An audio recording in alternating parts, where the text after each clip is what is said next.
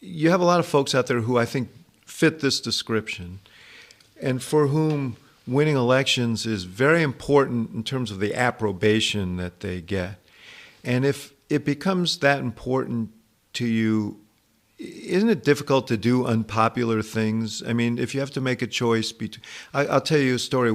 You were at this caucus. I left the Democratic caucus with President Obama when he was talking about the health reform.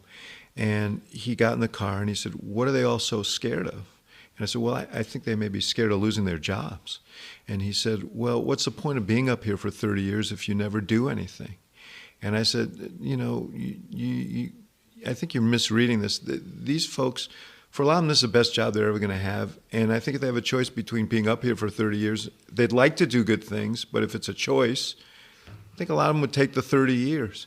So if the approbation is really so important to you, isn't there a lot of incentive for people just not to do what they think is the right thing because they're afraid it might not be the popular thing? Well, that's kind of the nub of it. I mean, you've boiled down the essence of public service in this country is how do you balance popularity with courage? And sometimes the unpopular thing to do is the right thing to do.